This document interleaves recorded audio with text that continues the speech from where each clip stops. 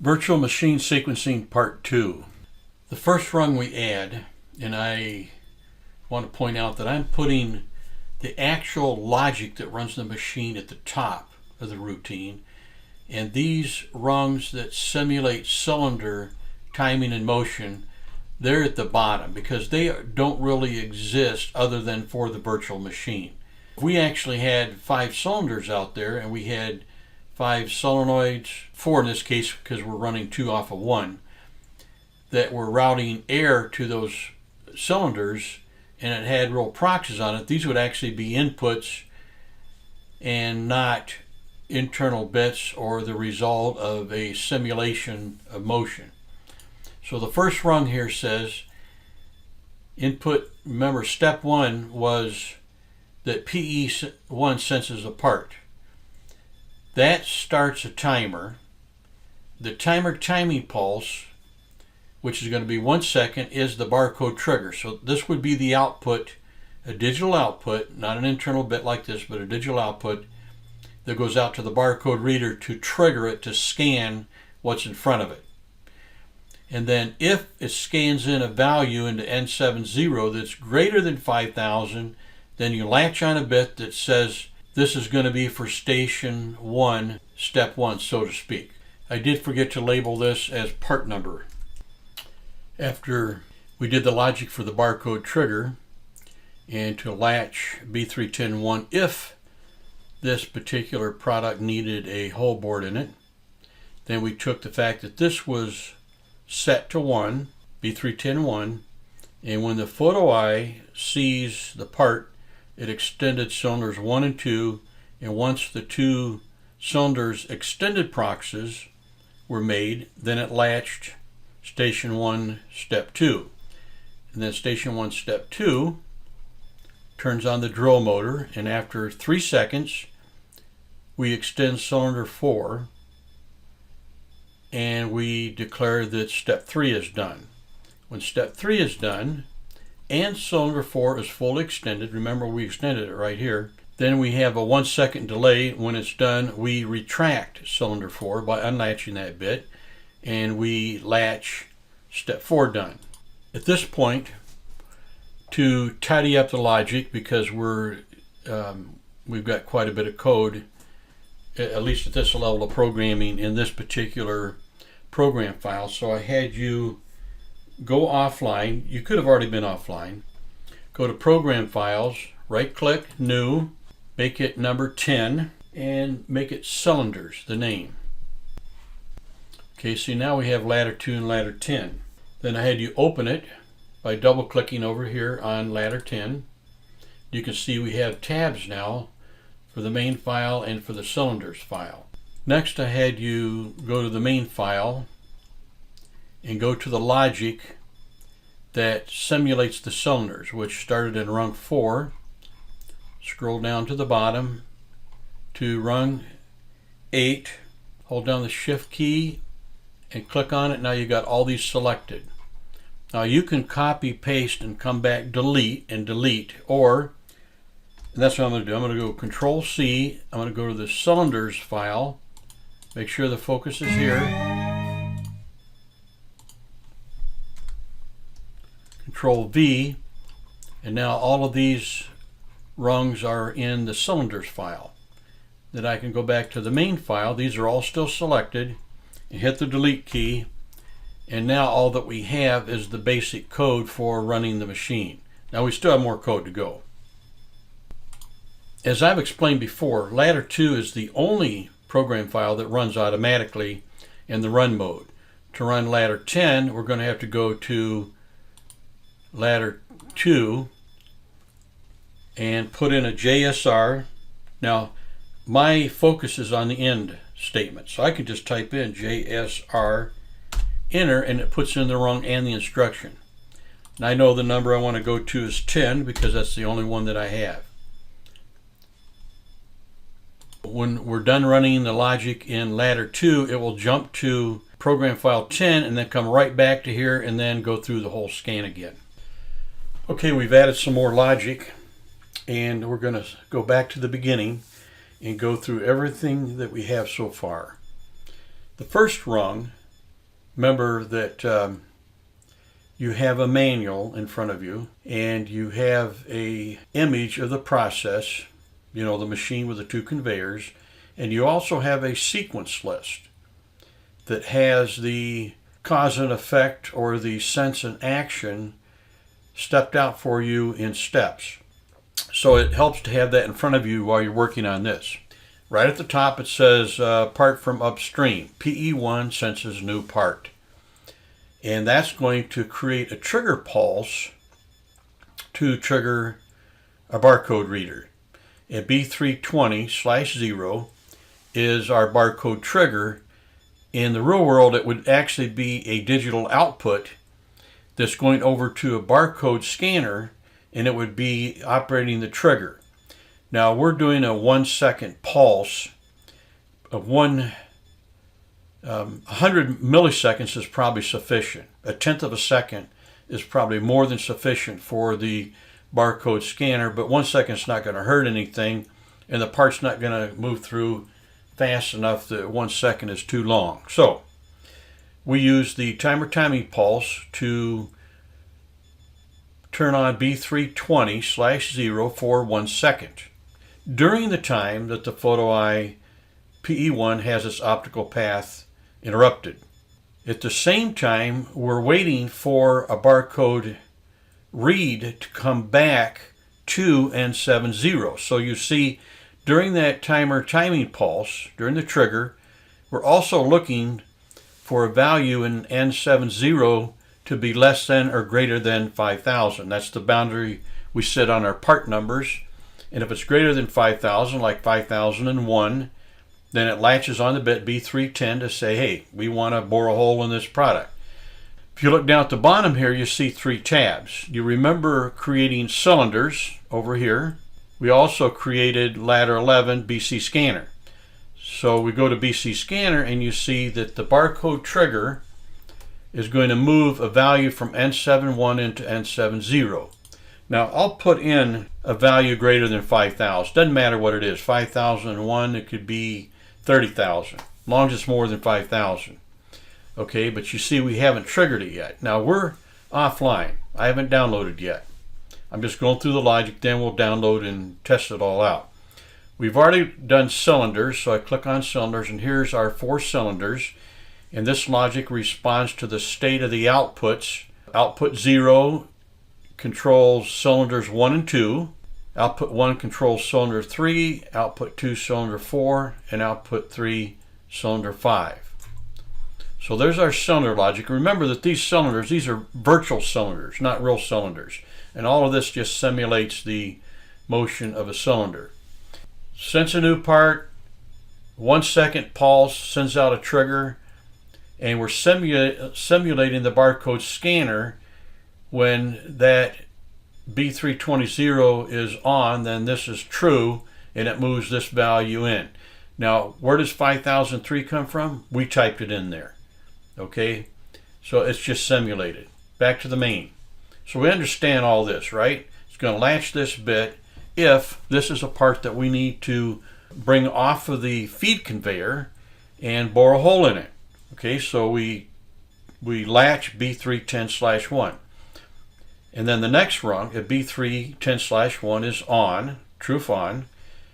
And when the part gets to the photo eye 2, PE2, then we latch on output 0, which is going to extend cylinders 1 and 2. When cylinders 1 and 2 are both extended, remember, this is information that comes back from the cylinders simulation. When they're both on, in other words extended, then we latch B310/2.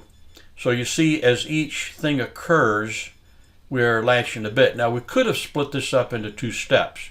One step was that it's photo eye 2 sees something, so we turn on the solenoid to extend those cylinders. Then we could have had and then latched a bit for that step. But I combined both of these into 1 step. So basically, in this step, when the photo eye sees the product, it extends the cylinders. When the cylinders are extended, then we latch on a bit to say that's complete. Go down the next rung. And when this is complete, you know, if you want to call that step 2, then we turn on the drill motor.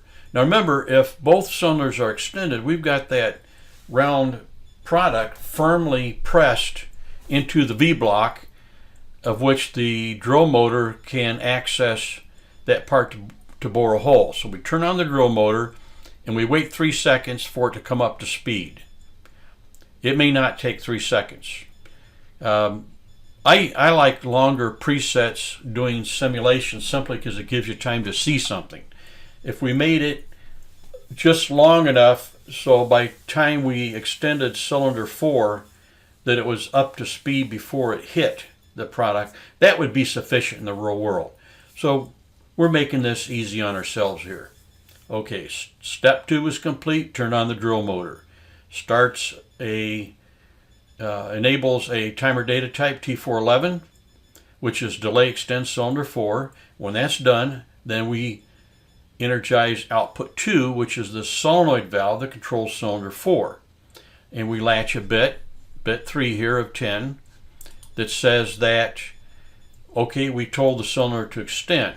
Now, if bit 3 is on and cylinder 4 is now extended, remember this is a feedback initiated by this bit being on in our cylinders file. We start another time delay to allow the drill bit that's finished the hole now, because remember, unless the bit is broken, to get to the cylinder 4 extended procs, it had to go the full distance. So we're allowing 1 second delay to make sure that it's gone the full distance and to clean out the bore. If you've ever drilled any holes, I don't care if it's metal or wood, plastic, whatever, once you go through, you want to, and sometimes people even pull the drill bit in and out to clean the hole before they leave. We're just leaving a little delay so the bit can act like an auger, like a screw conveyor, and pull the debris out.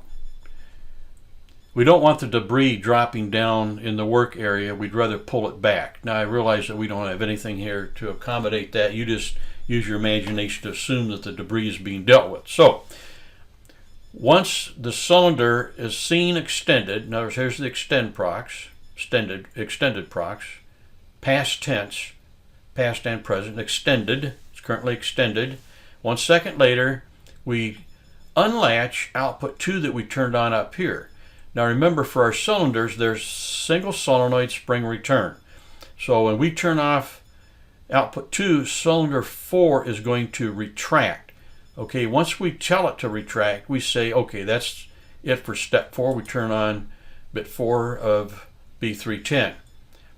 So bit 4 B310 is on, next rung. When the cylinder 4 is retracted, then we know that the drill bit is out of the way for the next action. So at that point, we turn off the drill motor, and we're not using a real output here because we have limited output. So the drill motor would be an actual output that had a contactor that went to probably a small 3-phase motor. It might be a little DC motor with a DC drive on it. Nonetheless, this would be a real digital output in the real world. We also unlatch output 0, which is cylinder 1 and 2 extend solenoid. And that allows cylinder 1 to start retracting. And we latch a bit saying that we've completed step 5. The drill motor hasn't stopped moving yet, and cylinder 1 and 2 aren't retracted yet. We told them to retract and stop, and that concludes step 5. So step 5, this bit 5 of B310 is now on, so this is true when cylinder 1 and cylinder 2 are retracted. Now you might say, well, if one's retracted, the other one probably is. Not true. Remember that they operate with their own pistons, their own slides, everything is separate. The only thing that's common is the solenoid that energizes them. If one of them is sticky, it takes a little bit longer to retract, they're not going to retract at the same time. But we wait till they're both fully retracted and out of the way of any additional product that's coming down the feed conveyor. Now, once we know that cylinder 1 and 2 have retracted, we have cleared the work area of where we drill the hole of the V block on the end of cylinder 2 that pushed the product in there. We want that out of the way. At that point, we latch on output 1, which is cylinder 3 extend solenoid, because we now want cylinder 3 to push the product out of the work area out onto the finished product conveyor. And we latch bit 6 of B310. Bit 6 B310 is just turned on, so this is true. When cylinder 3 extended procs comes on, remember that these bits come from the simulated cylinder time delays. We start another timer for 1 second to delay retracting cylinder 3. And the reason we do that is because depending on how you have the proximity switch or position switch adjusted on the cylinder, you want to allow some time to make sure that the cylinder was really truly fully extended and the product is settled. So we give a 1 second delay there, and then we unlatch output 1, which we just latched up here. So that is going to allow cylinder 3 to retract, and we latch bit 7 of B310. Bit 7, B310 is on, so this is true. When cylinder 3 is fully retracted, then we turn on the finished product conveyor. Now, in the real world, this would be an actual output that controls a motor starter that runs finished product conveyor. But we don't have enough outputs to go around, so we're using B320/2 as our quasi output bit. Say, okay, we turn the conveyor on, let's latch bit 8 of B310 and move on. Now remember, there can be a lot of time between these rungs going through. I mean, seconds, minutes, these don't happen bang, bang, bang. So the time between when we turned on the finished product conveyor and photo I3 here in the next rung, because we latch bit 8 of B310, this is true, and then when the product gets to photo I3, input 2, then we latch the output 3 that causes cylinder 5 to extend and stop the part so it can't go any further. Now, cylinder 5 is not extended yet. That takes some time. So we latch on bit 9 of B310 and we wait. When cylinder 5 is fully extended in our simulated logic down here in cylinders, this bit goes on. This one's already on because we latch it on. We turn off the finished product conveyor because we don't want the finished product conveyor to wear the surface on the bottom of the part, and it's a waste of energy. So we latch on a bit 10 of B310, and that is technically the end of the sequence. Now we're not done with this yet, not by any stretch of the imagination are we finished, because immediately if you're thinking ahead here, you're saying, okay, this is great, but how do we, if these stuff's all latched up and can't run again, how do you get another part to go through this? That's what we're going to be addressing here pretty quick. I do have a rung in here on input 5. We're going to use input 5 for a reset. That will clear B310, B320, and clear the output bits that we have latched on. That's the reason we're doing the clear of the output word, is to turn off all those outputs. Here I have a JSR to file 10, which is the cylinders. So I'm going to right click, symbol, type in cylinders. Least you forget. And we need one more thing. We also have to execute the subroutine 11 for the barcode scanner. Right now, if we downloaded this, it would never execute that one rung that simulates the barcode scanner receiving a trigger and sending back a value. I'll just make it quick and go Control C, Control V, because these are unconditional. I'll make this 11. Right click, edit symbol, and I'll just call it barcode scanner. Finalize our edits, and there we go. Now we're going to download this and go online and do a little more. Okay, we've downloaded it. We're in the run mode, but before we start testing it, I'm going to bring in the image from the manual here of our digital field device simulator. Now, if you're in a live classroom and you're watching this video while people are doing something else in the classroom to refresh your memory, or because you're ahead of the rest of the group, then you have this digital field device simulator in front of you. If you're at home watching these videos and you don't have this digital field device simulator and you're using all internal bits, you don't have any real I/O to work with, then you need to, on this piece of paper in your manual, you need to jot down the actual addresses, memory locations, pointers that address memory locations. You have to write those down next to each of these items: PE1, PE2, PE3, downstream call, reset push button for inputs, and then cylinder 1 and 2 extend solenoid, cylinder 3, cylinder 4, cylinder 5. Now, for those of you that have the digital field device and simulator in front of you, you have 6 toggle switches and 6 backlit push buttons. The toggle switches are single pole double throw, which means that they have 2 positions, the center common, and then each end can be connected to something. Well, the way we have these wired up, the push buttons immediately adjacent and to the right are form C contacts, normally open, normally closed contact with a common. So we bring in the 24 volts DC that powers the I/O system. We bring it into the common on the toggle switch, and then each position on the toggle switch is connected to either the normally closed or the normally open, and then the common of the push button leaves the box and goes back to your input module. This gives you a 4-function input. Right now, all the toggle switches are shown in the off position. In the off position, those push buttons, they're wired in series with that off position. The normally open contact is. So if you push any of those buttons, that's the same as turning on the toggle switch. The difference is the toggle switch, if you want a maintained on, flip the toggle switch up. If you want a momentary, leave it down and push the push button. And vice versa, if you want a maintained on, push it up.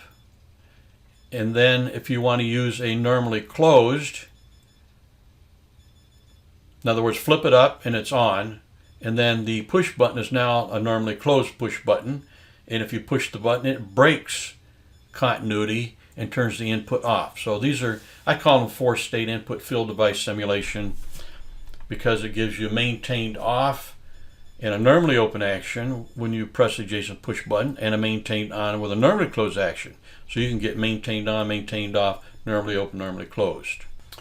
Okay, we're going to go through real quick and test this logic. Now keep in mind that all this logic did what I expected it to do when I wrote the manual. So the questions in the manual are based on you stepping through. So as I narrate this video, you can be filling in the blanks if you didn't fill in the blanks before, or you can be checking your answers. However, I just typed in this code looking at the manual. I could have made typos. If I made a typo or left something out and it doesn't work right, that's fine. We'll troubleshoot it, and that gives you an added bonus. I don't do anything perfect. I try to get it so it's as good as possible, but as I said before, I've learned the hard way, don't go back and re-record. Correct it if you can, but if you start over, you'll just put in a different mistake. Okay, so let's go. We got a new part. Remember, the real challenge here is you got to be really on top of your switches on your field device simulator. If you leave one on when it's not supposed to, you're going to hose the whole operation. That's like some long-haired leaping gnome walking through and putting his hand in front of the photo eye when there's no product there. Let's sense a new part. Looking ahead here, the barcode scanner, if that goes true, we should move 5003 into N70. So if we go back to the mean here, you can see that the value is 10 right now. It's not 5000. So I'm going to turn on input 0, which is the photo eye new part. And you see you instantly got a pulse, and now you've got 5003 moved into N70, and we latched on bit 1 a B310. So far, works good. Now I'm going to turn off the photo eye because it wouldn't take that long for the part to pass through. It might take 3-4 seconds, 5 seconds tops. Okay, so now we're waiting for the part to travel down the feed conveyor until it hits photo eye 2, right? You can see it in your mind. You've got an image of that process right in front of you, hopefully. So now let's trigger photo eye 2. And remember, photo eye 2 is placed at an angle to see the part before it reaches dead center of the push zone. But we're going to extend, and then did you see the time delay there? That time delay came from your cylinder code right here. See? Now we're extended.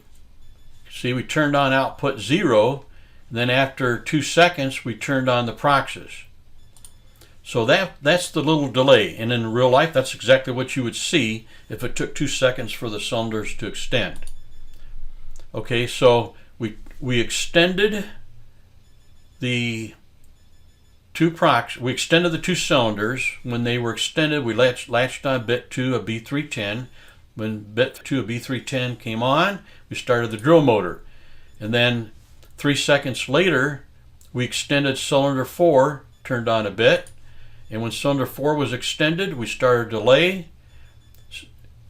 Now, this is going to be the next thing that we're going to deal with, and that is that there's a problem here. That problem is really supposed to be there. It's in the manual, and you ran into it if you're already past this point. And I explained to you what the problem was, told you how to troubleshoot it. What we're seeing here is cylinder 4 extended prox is being made. Then after 1 second, we're unlatching. But as soon as we unlatch, because this is still true up here, this is timed out, drill motor's running, we relatch it. So we're latching this as soon as this times out. I don't know if you can see, once in a while this will flicker. We unlatch output 2, but because this is all still true, it's latching it right back up. The cylinder simulation isn't perfect because it's allowing it to pull quite a ways off of the extended prox before it actually would be. What you would really see was the cylinder would be sitting there, and the instant it got off of the extend prox, it would go forward again and extend. So you would see it short cycling. It would be sitting there going, you'd hear these little short erratic puffs, because as soon as it got off the extended prox, it would extend again, right back to it. Now you're seeing a little bit longer there simply because there's a limit to what we're going to put into our simulated cylinders. So this is the thing we're going to fix next. Hey, this is typical of how things go when you're commissioning something.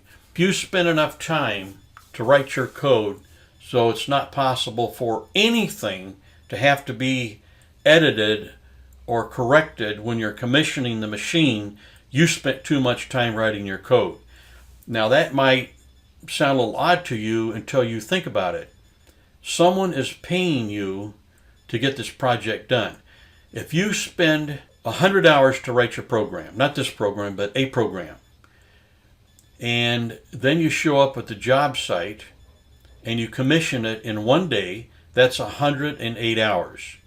If you spend 200 hours and you show up at the job site and it works perfect, which costs the least in both time and money? 200 hours to make it perfect, or 100 hours to get it logically close, and then 8 hours to tidy it up when you can immediately see all the problems right in front of you. The only exception to that is that you always write code that prevents the machine from damaging itself. I call that machine safety, not people safety. Not personnel safety, but safety for the fixturing in the machine. So let's take a closer look at this problem that we're looking at right here and how we might prevent it. Because you see something going on here that you don't like or you know is not right, I think we all tend to think that the problem's right here, but it's really not. It's in the previous rung, in that this logic is being run again. In other words, we unlatched it here at the end of this 1 second delay, but this logic latched it back up. So we only want to execute these rungs once. What we're going to do to fix this is we're going to put something in rung 2 so it can't execute once it's already been executed. In other words, once we latch this bit on, we don't want this rung to be true again and re-execute. So we just simply go in here and put in a true if off B310-3, bit 3 of B310. If this is already on, then that means you've been through here and you latched it, right? If we unlatch this bit, then this would be true and it would execute. Okay, now notice what happened. This immediately stopped short cycling, right? So let's go down a little bit further. Back to our sequence, extended cylinder 4, and when it was extended, basically the hole has been bored in the part, and after a 1 second delay to allow the bore to be cleaned out, we unlatched output 2 to let cylinder 4 retract, and we latched on bit 4 B310. Once cylinder 4 was completely retracted, then we turned off the drill motor. Now, in times past, I had a little delay in here to allow the bit to spin to act like a centripetal pump or centrifugal blower impeller, if you like, to cool the bit. Letting the drill motor run for a little bit helps cool the bit. We're not worried about heat in the drill motor, but we're worried about heat in the bit. And we unlatched cylinder 1 and 2 because we want, remember, cylinder 1 and 2 had to stay extended because that's what held the part in the V block. Otherwise, if you had backed out 1 and 2 before you drilled the hole, the drill bit would just push the part out of the way. So we have to clamp the part, then drill, then we turn off the drill motor and allow cylinder 1 and 2 to retract and latch on bit 5 of B310. Once both are retracted, then we can extend cylinder 3 to push the part out onto the conveyor, finished product conveyor, and we latch bit 6 of B310. Bit 6 B310 is true. Now we're looking at cylinder 3 extended procs. It's fully extended, and we unlatch, after 1 second, we unlatch output 1, which is cylinder 3. However, when you look at this rung, something's amiss, right? Oh, I see the problem right there. Typo, Timmy. Yep. That's supposed to be T413 from this T413. Okay, that was an unexpected problem, but a bonus. Because I'm looking at this and thinking, I don't remember that problem. Okay. And if you saw that before me, great. Okay, this is what I was expecting. See how it's cycling? I knew there was a problem here, but it wasn't the problem that I wanted to be there. It was my fat finger typo. I just forgot to change the 12 to a 13. Back to the drawing board here, but you see the problem, and it looks identical to the problem we had back going from step 2 to step 3, right?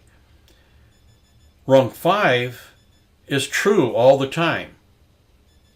And it's going to stay true as long as cylinder 1 and cylinder 2 are retracted, right? B331-0 and B331-1. There's nothing to make those go false. It's going to keep latching C3 extend cylinder 3 extend solenoid every single scan. 3,000 times a second is turning on that solenoid.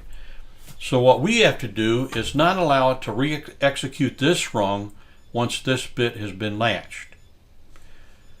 Now you can't use this bit because we're going to unlatch that, and it would compound the problem. But this is one that we don't unlatch until we're done with the sequence. So we go in here and we add a true if off, bit 6 of B310. Now this will take off again. See, right now it's still cycling here, right? Away it went. So now cylinder 3 is retracting because we turned that off successfully. And we see cylinder 3 is retracted. We turned on the finished product conveyor. Latch bit A to B310, that's good. That's true. So now we're waiting for photo I3. And I'm going to turn on photo I3. Photo I3 is input 2. We extend the solenoid, and we got a little delay there from our cylinders routine. Cylinder 5 extended procs, we turn off the finished product conveyor, and we turn on bit 10. At this point, you can reset it, the whole thing, with this input right here. Now, I noticed behind the scenes here that I left on photo I2. In other words, I didn't turn it off on the toggle switch. And that's the thing that I'm trying to emphasize here. Now I'm busy paying attention to what I'm doing, talking and operating the screens and everything, and I suppose that's no excuse for me to leave on PE2. But see, that's, in this case, PE2 didn't hurt anything, because if we go back up to right here, PE2, it's not going to hurt anything, okay, because we are continually unlatching cylinders 1 and 2 extend solenoids, so it turned out it wasn't a problem. But let's say it didn't work out that way. In other words, I left on PE2, then cylinders 1 and 2 would never retract if it weren't for the fact that I was turning them off continually down below here. Okay, so if I hit the reset button now, I'm going to turn off 1 and 2, but not 3. I'm going to leave photo I3 on because I've got the stop. You know, if you look at stop number 2 down there on the finished product conveyor, as long as PE3 is blocked, the stop's going to be out to hold the product there, and then we turn the conveyor off so it doesn't wear the finish off the bottom of the part. I'm going to reset the whole thing with push button, or actually input 5. Okay, now I go back up to the top, and you see everything's reset. I'll turn off photo I3, and you can run this again to your heart's content. Absolutely perfect. Went through really perfect, other than I forgot to change that 12 to a 13. And you are liable to do these exact same mistakes yourself. I notice quite often, because of the size of the images, some of the smaller ones, you can't see that something like this is a true if off instead of a true if on. To be real careful to look at these instructions and the memory locations that this is pointing to make sure you get everything typed in right. So if your code isn't working, go back and double check all of your memory locations and instructions to see that they match what's in the manual. You may have noticed that I put this instruction here instead of over here where I had it in the manual. It's not going to make any difference, they're all in series. Little variations like that does not change anything in the function of the logic. Next thing we had you do was to edit how we control the finished product conveyor and cylinder 5 extend, or to control cylinder 5 based on whether or not we had a downstream call for parts, meaning that finished product conveyor's got to go somewhere. It doesn't just dump the parts off on the floor. It goes to packaging, or it goes to a secondary operation station. It really doesn't matter where they're going, but they are going someplace, and there are times when they don't want any to come, and then there's other times when they're ready.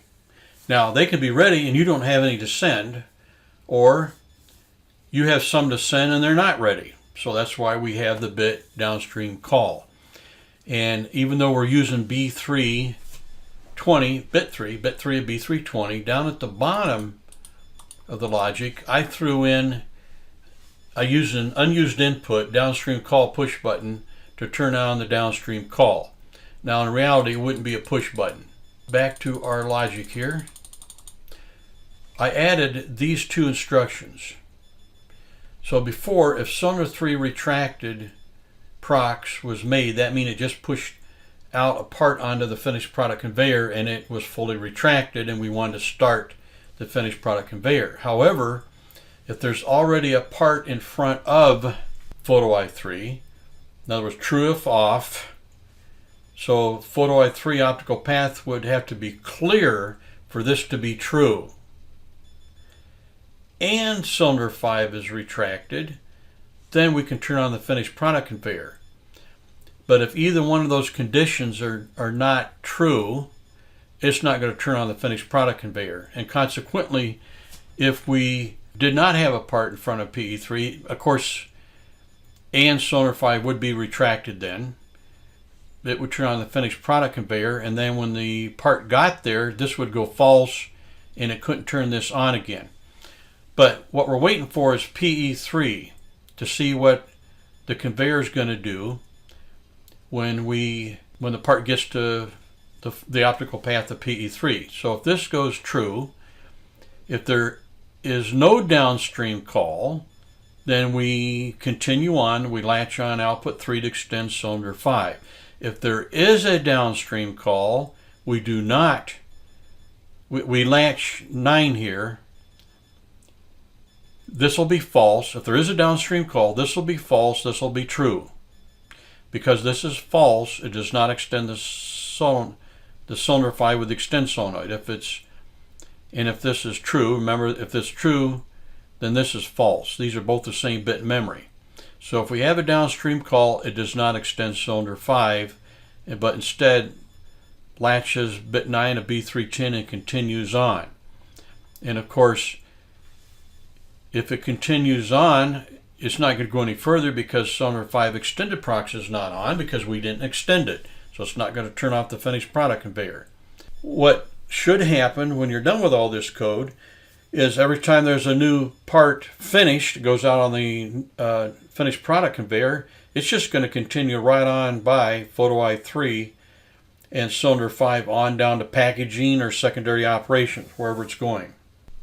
Then we had you add an additional rung before we ended by latching bit 10 of B310. Now we're using that bit that if we do have a downstream call and PE3 is sensing a part, then we unlatch output 3, which was what latching it extended cylinder 5. This will retract cylinder 5, and we latch step 11 to show that it's complete.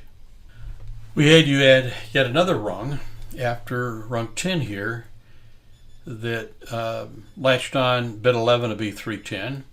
If there is a downstream call, then we just turn on the finished product conveyor and leave it on.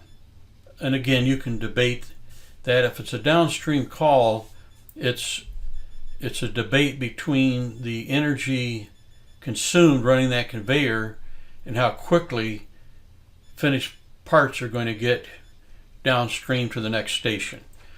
You could go either way on it, but we're not trying to perfect this sequence. We're just developing something for you to work with as we continue with different styles of programming. And we added a couple more rungs. Okay, here we said if the step's complete and we have a downstream call, then turn on the finished product conveyor if there's a downstream call, and here if it's not, turn it off. And then if there is no downstream call, we turn off the finished product conveyor, we turn on bit 13 of B310, and that clears all of the bits that are latched. Now the reset button does some of the same thing. Here's towards the end here we get a little tangled up on should we combine this rung with this rung and let them both be the same and put the reset button in parallel with this bit. But we're going to leave it as it is right now and move on.